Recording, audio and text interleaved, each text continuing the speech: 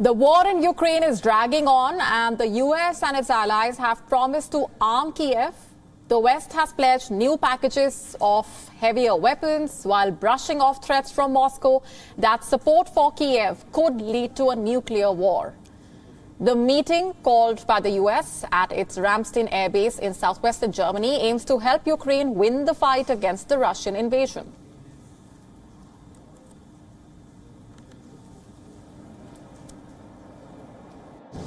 It is an extraordinary gathering with more than 40 countries represented here today. And we're here to help Ukraine win the fight against Russia's unjust invasion and to build up Ukraine's defenses for tomorrow's challenge. The United States is already the biggest supplier of international military aid to Ukraine, and the US has vowed to move heaven and earth to help Ukraine win its battle against Moscow. In a notable shift at the same time, Germany announced that it would now be sending Leopard light tanks with anti-aircraft guns to Ukraine. The German Chancellor Olaf Scholz has faced criticism at home and abroad for his government's failure to deliver heavy weapons to Kyiv.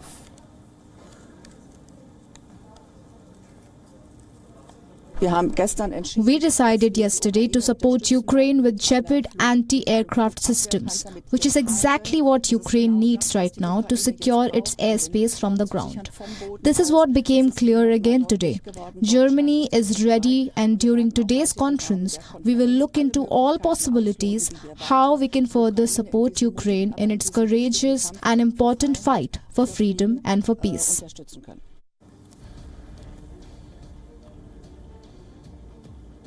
Meanwhile, Moscow is clearly livid and warned US and its allies against sending weapons to Ukraine. The Foreign Minister Sergei Lavrov urged the West not to underestimate the elevated risks of nuclear conflict over Ukraine. According to Lavrov, NATO is engaged in a proxy war with Russia by supplying Kyiv with weaponry. Of course, these weapons will be a legitimate target for Russia's military acting within the context of the special operation. And the storage facilities, including those in western Ukraine, have been targeted more than once. How can it be otherwise if NATO essentially engages in war with Russia through a proxy and is arming that proxy? War means war.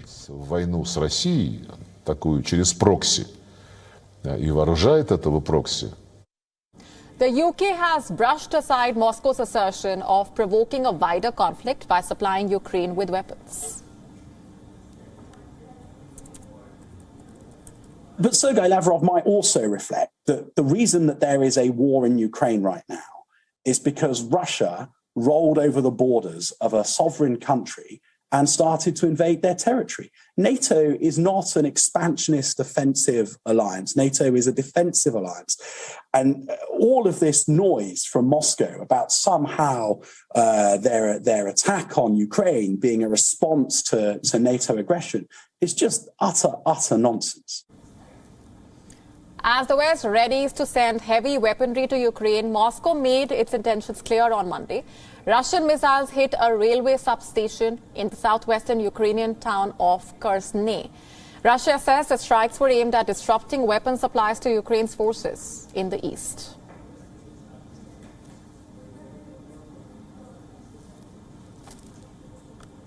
As the tensions continue to escalate, concerns growing over the warnings that have been issued by either side. The West has also pledged new packages of heavier weapons, while at the same time brushing off threats from Moscow that support for Kyiv could lead to a nuclear war. The meeting, called by the US at its Ramstein air base in southwestern Germany, aims to help Ukraine win the fight against the Russian invasion. Let's go straight across now to our correspondent Susan Tehrani, who is with us on the broadcast, tracking those developments. Is with us from New York. Susan, help us better understand where this really leaves the West's position when it comes to the ever-increasing threats coming in from Russia. It, of course, has pledged more assistance to Kyiv. At the same time, it has received harsh criticism for not doing enough to help Kyiv.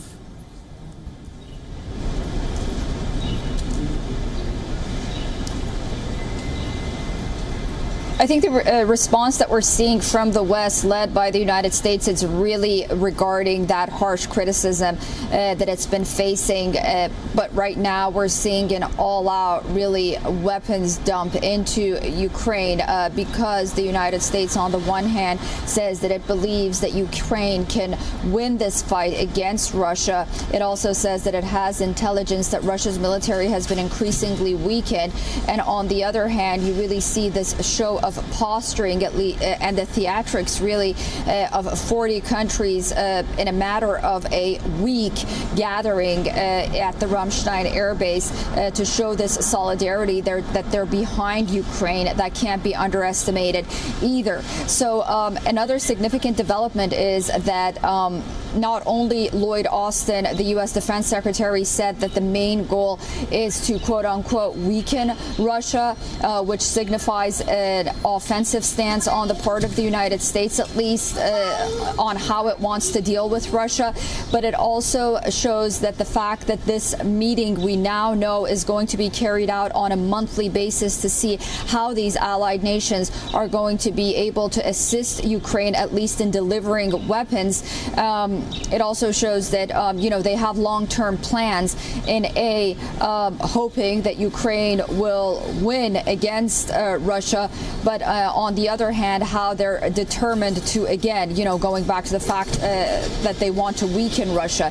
The only issue with that is how far is too far before this turns into a proxy war, not only between the United States and Russia, but between allied countries and Russia as well.